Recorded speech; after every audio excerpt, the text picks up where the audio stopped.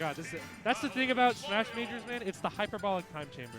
You forget. You hop in there, time just accelerates. It's like 3 days go by so quick. Yeah, literally. The Like, fastest weekend of your lives. I feel like I just got on the plane to get here, and then now it's like, wait, day one's already like, Day one's almost over already? yeah. No, Yeah? it can't be. It's Not even, yet, though. It's not even lunchtime, bro. Not even It is lunchtime. lunchtime. I'm getting kind of Hungry. I'm peckish. I had a peanut butter sandwich, you know, and I just. I got a nice little protein bar. Yeah, word.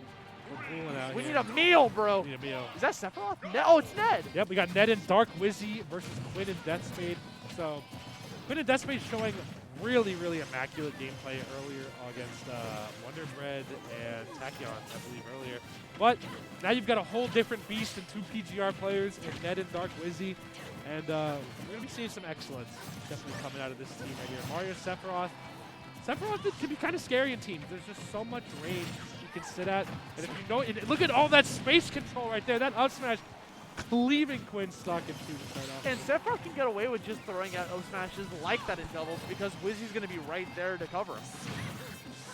Tried to go with the team combo right there, the huge F smash to net that, at least get a lot of damage off right there, but no dice right there. And man, Mario as well, just a phenomenal doubles character, you know. Has throws that have nice directions.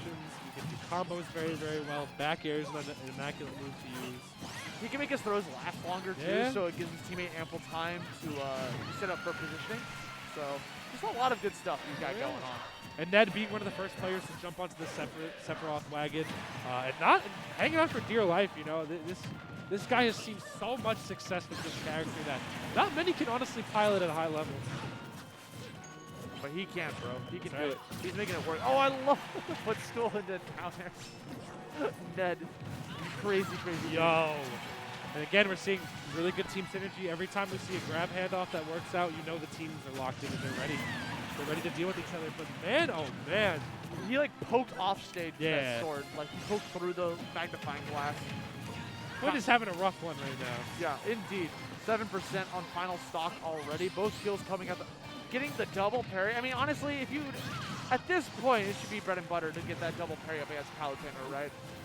It's true. But Deathspade also being seen more as like a fly or a mild nuisance, you know, in the grand scheme of things. Whereas they created a lot of disruption in previous sets we saw them in. In this set, it just seems like Deathspade has been swatted aside so many times, and the focus has been on really just dominating Quinn and getting those stocks off. Ned is getting all the stocks, by the way. Yeah. He is the powerhouse that Sephiroth is. I mean, he kills for a living, you know, like. Oh my God! Through the stage as well, yeah. Nothing you can do about that there. And Quinn kind of getting just flopped up all three stocks, for lack of a better term. I feel like they just couldn't get out of there. And man, you're in a 1v2 against Sephiroth and Mario, especially some of the best ones in the game. How do you get out of that? You don't. You just explode. That is a worldwide. Turn into Pitbull with that kill confirmed, because that hitbox is Mr. Worldwide. Bro, it It's actually everywhere. is. Literally, that up smash, that probably hit the set over, you know?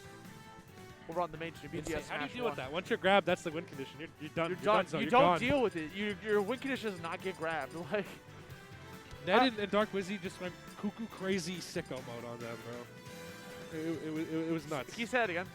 Cuckoo crazy sicko wacko boingo boingo crazy mode. I just want to make sure that's what you said. That's right. Dark Wizzy out here representing the Mario. Mario franchise. I mean, I was gonna say he's literally he is repping Mario. Mr. Mario himself. He's been a Mario fanboy for like ever, you know.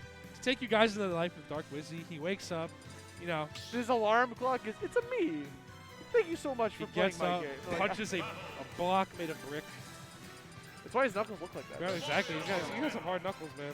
Dude, Mario's a pretty hard guy. Just being able to like punch a block every single day, like that's not easy. Why those hands are so big. Yeah. That's why he's able to extend his Sora. All right, though, we do got, Deathspade does have a Sora in the back pocket as well.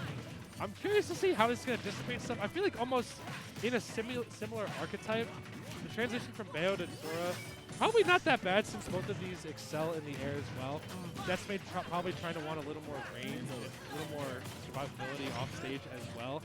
But being as floaty as Sora is, it's going to be kind of hard for Deathspade to get back in the fray, especially when Quinn is getting messed up.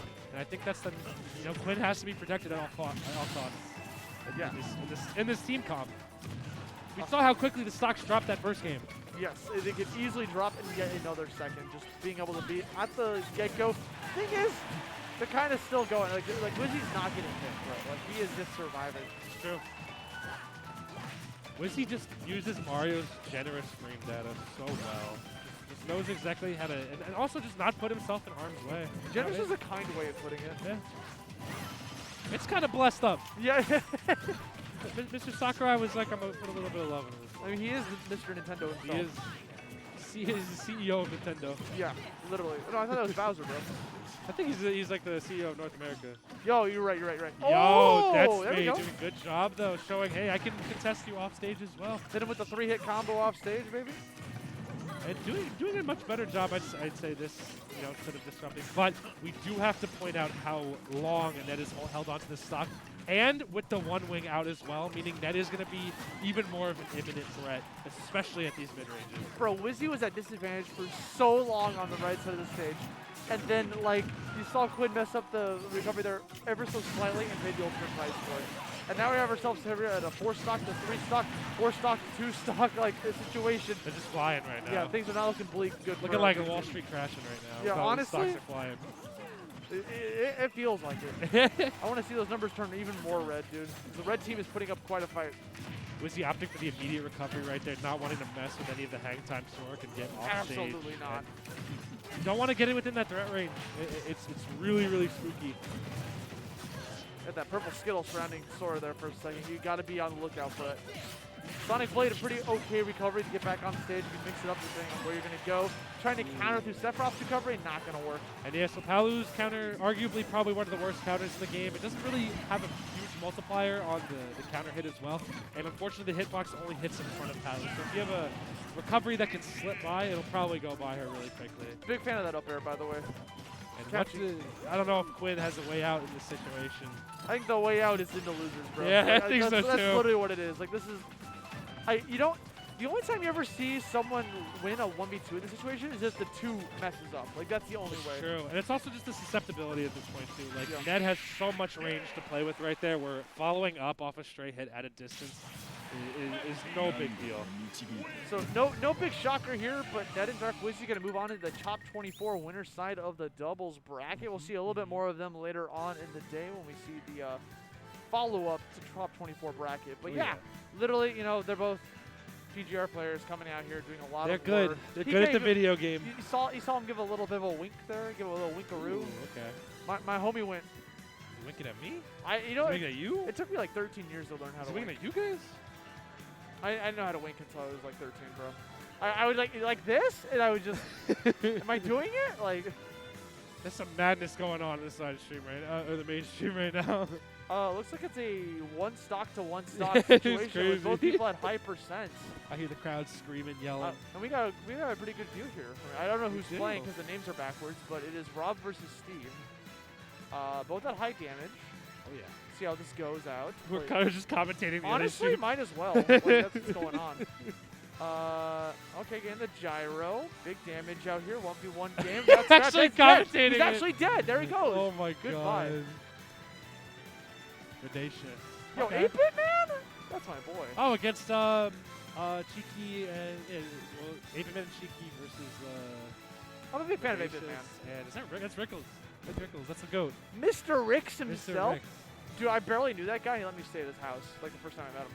Such a homie. He's a homie. He's yeah. honestly the GOAT. He has done a lot in terms of tournament organizing and just a ton in terms of how we got through quarantine and stuff like that. Oh, so yeah. Big shout out. I remember the first time I spent the night at his place because I was like in Chicago. It was during Smash 4, actually. It was like near the end. I think it was like Midwest Mayhem or something. And he was like, yeah, I'll house you. It's fine. And so I crashed in his place. And I remember I was like, yo, is that Undertale right there, bro?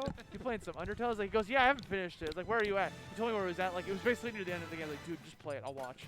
And we spent the night watching. I watched him play. That's fire. Yeah. I think Undertale is such a fun game to watch someone play for the first time. I've done it way too much. If there was like a game I could pick to like delete my memory about and replay again, there's a lot of contenders. Undertale's up there. There's a lot of games. Like, Nier's a good game to like delete your memory from. Gosh, so many. I can't